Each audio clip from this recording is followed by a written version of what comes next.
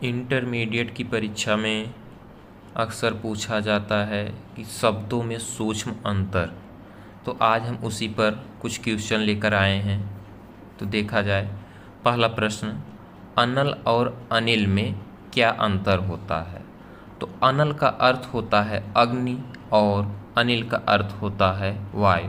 तो यहाँ पे खा नंबर सही हो जाएगा। दूसरा प्रश्न देखते हैं, सकल और शकल में क्या अंतर होता है?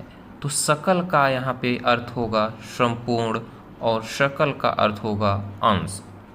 तीसरा प्रश्न देखते हैं, पुरुष और परुष, पुरुष और परुष में क्या अंतर होता है? तो पुरुष का अर्थ होता है आदमी और परुष का अर्थ होता है कठोर। अगला क्वेश्चन देखते हैं, गृह और ग्रह, गृह का क्या अर्थ होता है और ग्रह का क्या अर्थ होता है? गृह का अर्थ होता है घर और ग्रह का अर्थ होता है नक्षत्र। तो पहला ऑप्शन सही का हो जाएगा। अगला प्रश्न देखते हैं, वृत्त और वित्त में क्या अंतर होता है? अर्थात वृत्त और वित्त का क्या अर्थ होता है? तो वृत्त का अर्थ होता है चरित्र और वित्त का अर्थ होता है धन। तो इसमें पहला ऑप्शन सही हो जाएगा। अगला प्रश्न देखते हैं, बात और वात, 6 नंबर का, बात और वात का में क्या अंतर होता है? बात और वात का क्या अर्थ होता है? बात का क्या अर्थ होता है और वात का क्या अर्थ? बात का अर्थ होता है बातचीत और वात का अर्थ होता है वायु। तो इसमें खा नंबर सही हो जाएगा। अगला प्रश्न देखते हैं, कपट और कपाट, कपट और कपाट का क्या अर्थ होता है? कपट का अर्थ होता है धोखा और कपाट का अर्थ होता है दरवाजा। इसमें गा वाला ऑप्शन सही हो जाएगा आपका। आइए आगे देखते हैं, प्रश्न संख्या 8, पतन और पत्तन, पतन और पत्तन का क्या अर्थ होता है? पतन का मतलब गिरना, पतन का मतलब गिरना होता है और पत्तन का मतलब बंदरगाह, जहाँ पे पानी की जहाजें आके रुकती हैं उसको बंदरगाह बोलते हैं। अगला प्रश्न देखते हैं, सुत और सूत, सुत और सूत का क्या अर्थ होता है?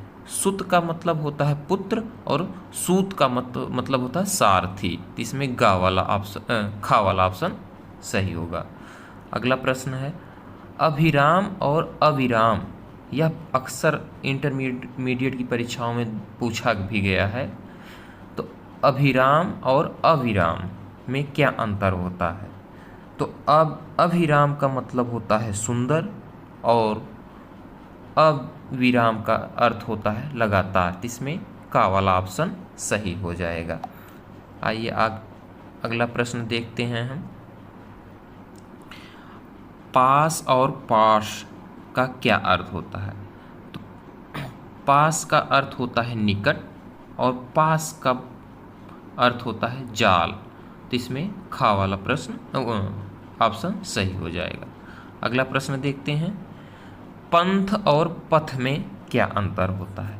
पंथ और पथ में क्या अंतर होता है? तो पंथ का अर्थ होता है संप्रदाय और पथ का अर्थ होता है मार्ग या रास्ता।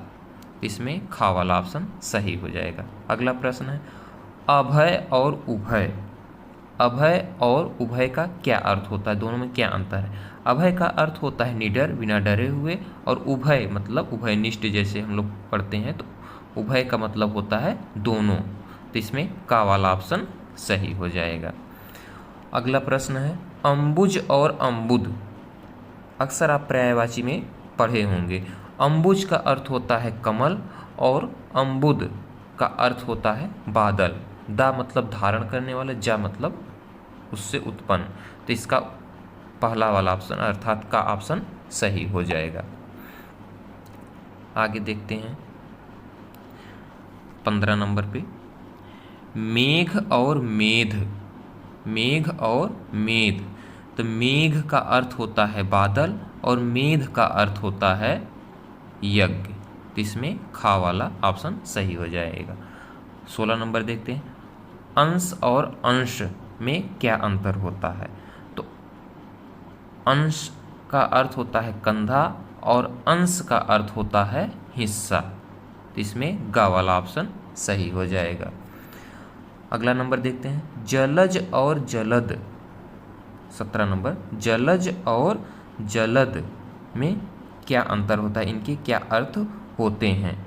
तो जलज का अर्थ होता है कमल, जलज का अर्थ होता है कमल, और जलद का अर्थ होता है बादल। इसमें खा वाला ऑप्शन सही हो जाएगा आपके। अगला प्रश्न देखते हैं, अन्य और अन्य, अन्न और अन्य का क्या अर्थ होता है? तो अन्न माने अनाज, अन्न का अर्थ होता है अनाज, और अन्य का माने दूसरा होता है। तो इसमें का ऑप्शन सही हो जाएगा। अगला प्रश्न देखते हैं, उपकार और अपकार। उपकार और अपकार क्या होता है? उपकार का अर्थ होता है भलाई, उपकार का अर्थ क्या होता है? भलाई, और अपकार का अर्थ होता है बुराई। तो इसमें गा वाला ऑप्शन सही हो जाएगा। अगला प्रश्न देखते हैं, आचार और आचार, अचार और आचार। तो पहले अचार का अर्थ हो जाएगा आपका मुरब्बा, खाने वाला, और आचार का अर्थ हो जाएगा आचरण, व्यवहार, आपका जो व्यवहार होता है। तो इसमें खा ऑप्शन सही हो जाएगा। चलिए हम फिर आज 20 प्रश्न देखते हैं, फिर आगे देखेंगे।